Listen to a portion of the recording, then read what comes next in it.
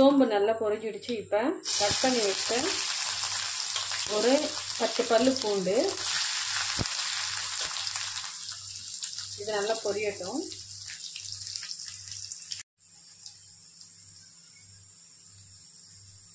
Next பொடியாக cut பண்ணி வச்சுருக்கேன்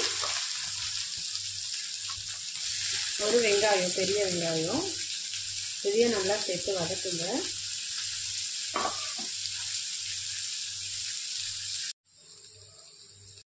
இப்போ கட் பண்ணி வச்சுருக்க கொடை மிளகாவை போட்டுடலாம்.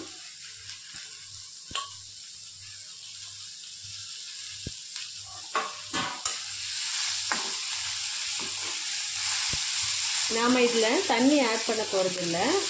கொடை மிளகாவே கொஞ்சம் தண்ணி விடும், மூடி வச்சுக்கோங்க. ஸோ இதை மிக்ஸ் பண்ணிவிட்டு மசாலா போட்டு மூடி வச்சா கொடை மிளகா குக் ஆகிடும்.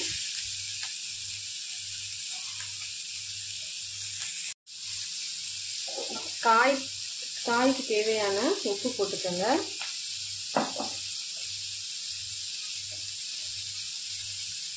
ஒரு ஸ்பூன் மிளகாத்தூள்,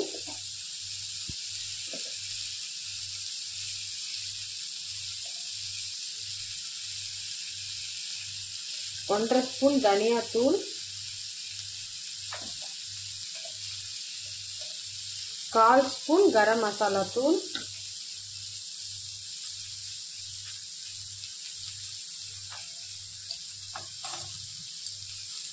1/4 ஸ்பூன் மஞ்சள் தூள்.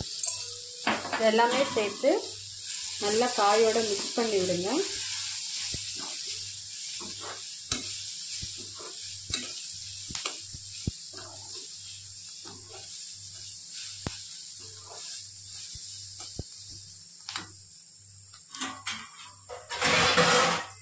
தட்டு போட்டு கொஞ்ச நேரம் மூடி வச்சிங்கன்னா காய் நல்லா வெந்துடும்.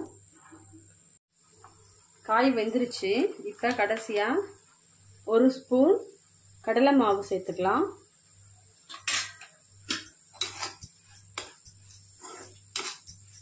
மாவு இந்த காயோட நல்லா வேகட்டும்.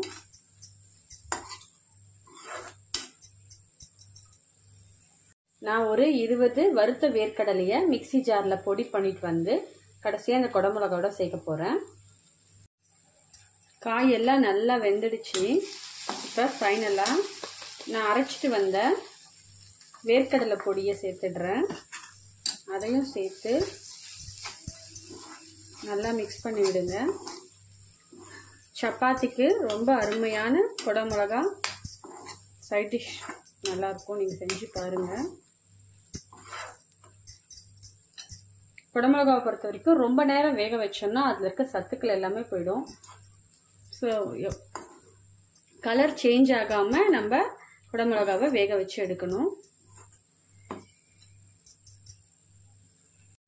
ரொம்ப ஹெல்த்தியான கொடை மிளகா கிரேவி ரெடி. இதை நீங்கள் சப்பாத்தி, தோசைக்கு சாப்பிடலாம். ட்ரை பண்ணி பாருங்கள்.